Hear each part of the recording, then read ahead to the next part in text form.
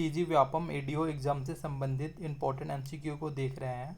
तो इस सीरीज को आगे बढ़ाते हुए आज हम प्रधानमंत्री श्रम योगी मानधन योजना से संबंधित क्वेश्चन को देखते हैं और अन्य योजना से संबंधित क्वेश्चन को देखकर आगे बढ़ते हैं। इससे भी पहले मैंने एडीओ एग्जाम से संबंधित 3-4 वीडियो अपलोड कर दिए हैं। डिस्क्रिप्शन बॉक्स में उनका लिंक दे दूंगा, आप चाहोगे तो वहाँ से जाकर देख सकते हो। क्वेश्चन नंबर 1 है, प्रधानमंत्री श्रम योगी मानधन पेंशन योजना का प्रारंभ कब हुआ? तो इसका प्रारंभ हुआ था फरवरी 2019 को। फिर क्वेश्चन नंबर 2 है, प्रधानमंत्री श्रम योगी मानधन पेंशन योजना का उद्देश्य निम्नलिखित है। तो इसका उद्देश्य है स्वैच्छिक और अंशदायी पेंशन योजना। लाभार्थी की प्रवेश आयु के आधार पर मासिक अंशदान 55 रुपये से 200 रुपये तक होता है। लाभार्थी द्वारा मासिक 50% अंशदान देय है और केंद्र सरकार द्वारा बराबर योगदान होता है। तो उपरोक्त सभी जो 1, 2, 3 है ये तीनों सही हैं। फिर क्वेश्चन नंबर 3, प्रधानमंत्री श्रम योगी मानधन पेंशन योजना हेतु लाभार्थी की पात्रता निम्न है। तो भारत का नागरिक होना चाहिए, 18 से 40 वर्ष की आयु वर्ग को, और मासिक आय 15,000 रुपये से कम हो। ये सभी जो है प्रधानमंत्री श्रम योगी मानधन पेंशन योजना से संबंधित लाभार्थियों के लिए पात्रता है। क्वेश्चन नंबर 4 है, प्रधानमंत्री श्रम योगी मानधन पेंशन योजना में लाभार्थी को वित्तीय सहायता प्रदान किया जाता है। तो इनको जो वित्तीय सहायता प्रदान किया जाता है वो 60 वर्ष आयु प्राप्त होने के बाद 3,000 रुपये मासिक पेंशन। लाभार्थी की मृत्यु पर पति या पत्नी को 50% मासिक पेंशन के लिए पात्र होंगे।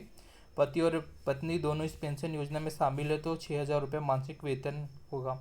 ये सभी जो है इसके लिए सहायता प्रदान किया जाता है। फिर रोशनी कार्यक्रम से संबंधित योजना। पहला रोशनी कार्यक्रम की शुरुआत कब हुआ था? तो इसकी शुरुआत जो हुआ था 2013-14 में हुआ था। फिर रोशनी कार्यक्रम कहाँ लागू हुआ? तो ये जो है नक्सल प्रभावित जिले में रोशनी कार्यक्रम जो है वो लागू हुआ। फिर क्वेश्चन नंबर 3, ये रोशनी कार्यक्रम के अंतर्गत शामिल जिले हैं। तो इसके अंतर्गत जो शामिल जिले हैं ये बस्तर हो गया, कांकेर हो गया, दंतेवाड़ा, ये सभी जो बस्तर संभाग के जिले हैं वो शामिल हैं। फिर क्वेश्चन नंबर 4 हो गया, रोशनी कार्यक्रम के अंतर्गत शामिल जिले नहीं हैं। तो इसके अंतर्गत शामिल जिले जो राजनांदगांव नहीं है, ये बस्तर संभाग का हिस्सा भी नहीं है। फिर 5th क्वेश्चन है, रोशनी कार्यक्रम योजना के लिए आवश्यक पात्रता है। तो ये 15 से 35 वर्ष हो, बीपीएल परिवार के यो हो, विशेष पिछड़ी जनजाति, विकलांग, बंधुआ मजदूर, किन्नर आदि हो, ये सभी जो है इसके लिए पात्रता है। फिर क्वेश्चन नंबर 6 है, रोशनी कार्यक्रम के अंतर्गत कितने प्रतिशत युवाओं को प्लेसमेंट दिया जाएगा? तो इसके अंतर्गत 70% युवाओं को प्लेसमेंट दिया जाएगा। फिर रोशनी कार्यक्रम में प्रशिक्षण अवधि क्या है? तो इसमें जो प्रशिक्षण अवधि 3 माह, 6 माह, 9 माह, 12 माह ये सभी है। फिर स्वर्ण जयंती ग्राम स्वरोजगार योजना। इसमें पहला है स्वर्ण जयंती ग्राम स्वरोजगार योजना निम्न में से कौन सी योजना शामिल नहीं है? इसमें कौन सी योजना शामिल नहीं है? तो गंगा कल्याण योजना है, 10 लाख कुआं योजना है, ग्रामीण क्षेत्र में महिला एवं बाल विकास कार्यक्रम शामिल है। जो किसान खेत गंगा योजना है इसमें शामिल नहीं है। फिर क्वेश्चन नंबर 2 है, स्वर्ण जयंती ग्राम स्वरोजगार योजना के प्रावधान संबंधित कथनों में से असत्य कथन का चयन कीजिए। तो इसमें से सत्य कथन है, हम उसको देख लेते हैं पहले। अनुसूचित जाति एवं जनजाति हेतु सब्सिडी परियोजना का लागत 50% एवं अधिकतम 10,000 रुपये हो सकती है, ये सही है। सामान्य हेतु सब्सिडी परियोजना का लागत 30% अधिकतम 7,500 रुपये हो सकती है।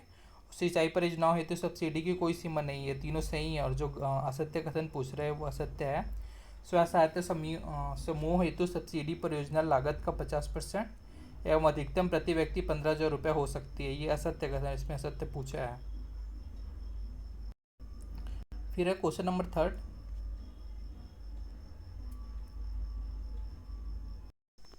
क्वेश्चन नंबर 3 है, स्वर्ण जयंती ग्राम स्वरोजगार योजना किस वर्ष से प्रारंभ की गई थी? तो ये जो प्रारंभ की गई थी वह ऑप्शन डी 1 अप्रैल 1999 को यह योजना प्रारंभ की गई थी। फिर है 4th क्वेश्चन, स्वर्ण जयंती ग्राम स्वरोजगार योजना का मुख्य उद्देश्य है। तो इसका मुख्य उद्देश्य है गरीब परिवार स्वरोजगारी, गरीबी से ऊपर उठाना, आय वृद्धि कार्यक्रम द्वारा संपत्ति का सृजन करना, बैंक से ऋण एवं सरकारी अनुदान प्राप्त करने। ये उपरोक्त सभी जो है ये स्वर्ण ग्राम स्वरोजगार योजना का प्रमुख उद्देश्य है। और क्वेश्चन नंबर 5 है, इसमें स्वर्ण जयंती ग्राम स्वरोजगार योजना में सामान्य क्षेत्र के लिए केंद्र और राज्य का वित्त पोषण है। तो 75 से 25% जो है ये वो केंद्र एवं राज्य का वित्त पोषण है। फिर है क्वेश्चन नंबर 6, स्वर्ण जयंती ग्राम स्वरोजगार योजना में सिक्किम पूर्वोत्तर राज्यों के लिए केंद्र राज्य का वित्त पोषण है। तो इसके लिए पूर्वोत्तर राज्य के लिए 90:10 का है और बाकी राज्यों के लिए 60:40 का है। फिर क्वेश्चन नंबर 7, स्वर्ण जयंती ग्राम स्वरोजगार योजना का संचालन करता है। तो स्वर्ण जयंती ग्राम स्वरोजगार योजना का संचालन जो है वो पंचायती राज संस्थाएं, बैंक और गैर सरकारी संगठन की सक्रिय भागीदारी, जिला ग्रामीण विकास एजेंसियों द्वारा, ये सभी के द्वारा इसका संचालन किया जाता है। क्वेश्चन नंबर 8 है, स्वर्ण जयंती ग्राम स्वरोजगार योजना में समूह की पात्रता निम्न है।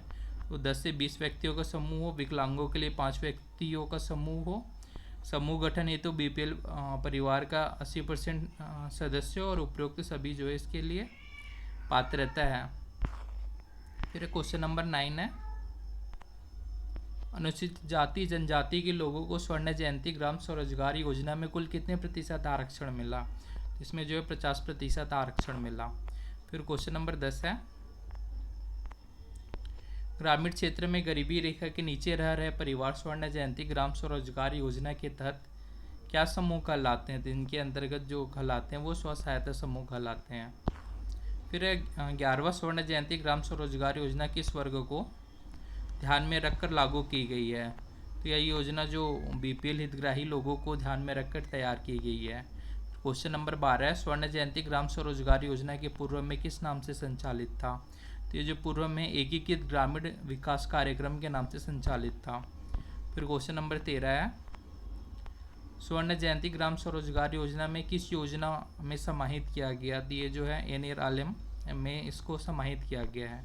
फिर स्वर्ण जयंती ग्राम स्वरोजगार योजना को NRLM में कब शामिल किया गया। तो इसमें जो है 2011 में ऑप्शन बी में शामिल किया गया। फिर 15 नंबर का क्वेश्चन, स्वर्ण जयंती ग्राम स्वरोजगार योजना में हितग्राही की आयु होती है। ये स्वर्ण जयंती ग्राम स्वरोजगार योजना में जो हितग्राही की आयु होती है वह 18 से 59 वर्ष होती है। 16वां स्वर्ण जयंती ग्राम स्वरोजगार योजना किसके द्वारा क्रियान्वित किया जाता है। तो ये जो है ग्रामीण विकास मंत्रालय के द्वारा क्रियान्वित किया जाता है। फिर क्वेश्चन नंबर 17 है, स्वर्ण जयंती ग्राम स्वरोजगार योजना के तहत कितने प्रकार के कार्य किए जाते हैं। तो जो है 10 प्रकार के कार्य इसके अंतर्गत किए जाते हैं। फिर 18 स्वरोजगारी को गरीबी रेखा से ऊपर उठाने का कार्यक्रम किस योजना द्वारा किया जाता है। तो ये जो योजना के द्वारा किया जाता है वो ऑप्शन है स्वर्ण जयंती ग्राम स्वरोजगार योजना के द्वारा यह कार्यक्रम किया जाता है। फिर क्वेश्चन नंबर 19 है, स्वर्ण जयंती ग्राम स्वरोजगार योजना के अंतर्गत स्व सहायता समूह के सदस्य तथा व्यक्तिगत लाभ पाने वाले किस नाम से जाने जाते हैं। तो ये जो है स्वरोजगारी के नाम से इसमें जाने जाते हैं। फिर क्वेश्चन नंबर 20 है, स्वर्ण जयंती ग्राम स्वरोजगार योजना का प्रकरण किसके द्वारा तैयार कर भेजा जा रहा है। तो ये जनपद पंचायत में पदस्थ सहायक विस्तार अधिकारी के द्वारा यह भेजा जा रहा है। फिर स्वर्ण जयंती ग्राम स्वरोजगार योजना के अंतर्गत परिवार को गरीबी रेखा से ऊपर लाने का लक्ष्य कितने वर्ष का है। तो ये जो लक्ष्य है 5 वर्ष का है। फिर है स्वर्ण जयंती ग्राम स्वरोजगार योजना के क्रियान्वयन में अशासकीय संस्थाओं की क्या भूमिका हो सकती है। तो यह रोजगार उपलब्ध कराना, कौशल प्रशिक्षण प्रदान करना, स्व सहायता समूह का निर्माण करना, ये सभी अशासकीय संस्थाओं की भूमिका हो सकती है। फिर 23 है, स्वर्ण जयंती ग्राम स्वरोजगार योजना के अंतर्गत निर्मित समूहों के द्वारा संचित निधि कहाँ पर रखा जाएगा। तो यह समूह के बैंकों में खाता खोलकर यह जो है रखा जाएगा। फिर है स्वर्ण जयंती ग्राम स्वरोजगार योजना के अंतर्गत निम्न में से कौन सी संस्था ऋण प्रदान करती है। कोऑपरेटिव बैंक, क्षेत्रीय बैंक और व्यावसायिक बैंक, ये सभी संस्था जो है ऋण प्रदान करती है। फिर क्वेश्चन नंबर 25 है, स्वर्ण जयंती ग्राम स्वरोजगार योजना के अंतर्गत सिंचाई परियोजना के लिए अनुदान देने हेतु क्या राशि निर्धारित की गई है। तो ये जो इनमें से जो ऑप्शन दिया गया है कोई नहीं है इसमें। फिर क्वेश्चन है, स्वर्ण जयंती ग्राम स्वरोजगार योजना में रोजगार के लिए अनुदान की अधिकतम सीमा कितने रुपए है। तो 1,25,000 रुपये है इसमें। फिर है BPL स्त्रियों को स्वरोजगार संबंधी प्रशिक्षण देने के लिए किस बैंक के सहयोग से दिया जा रहा है? तो यह जो है विश्व बैंक के सहयोग से दिया जा रहा है। फिर क्वेश्चन नंबर 28 है, स्वर्ण जयंती ग्राम स्वरोजगार योजना का पुनर्गठन किस रूप में किया गया है? तो NRLM के रूप में इसका पुनर्गठन किया गया है। फिर क्वेश्चन नंबर 29 है, स्वर्ण जयंती ग्राम स्वरोजगार योजना में स्व सहायता समूह परिसंघों की स्थापना किया जाएगा। तो ये जो है ग्राम स्तर और ब्लॉक स्तर, ऑप्शन डी जो है इस पर किया जाएगा। फिर क्वेश्चन नंबर 30 है, स्वर्ण जयंती ग्राम स्वरोजगार योजना में हितग्राहियों को रोजगार दिया जाता है, तो हितग्राहियों को दिए गए काम में से किसी एक काम का चयन करना होता है, तब उनको रोजगार दिया जाता है। फिर क्वेश्चन नंबर 31 है, स्वर्ण जयंती ग्राम स्वरोजगार योजना का प्रारंभ किस प्रधानमंत्री ने किया था? तो जो है अटल बिहारी वाजपेयी ने इसका प्रारंभ किया था। फिर क्वेश्चन नंबर 32 है, स्वर्ण जयंती ग्राम स्वरोजगार योजना में शामिल योजनाएं हैं। तो समन्वित ग्राम विकास कार्यक्रम, स्वरोजगार हेतु ग्रामीण युवाओं को प्रशिक्षण कार्यक्रम, गंगा कल्याण योजना, ग्रामीण क्षेत्र में महिला एवं बाल विकास कार्यक्रम, ये सभी इसमें सम्मिलित हैं। फिर है स्वर्ण जयंती ग्राम स्वरोजगार योजना की प्रमुख विशेषताएं हैं। तो इसकी जो प्रमुख विशेषताएं हैं वह है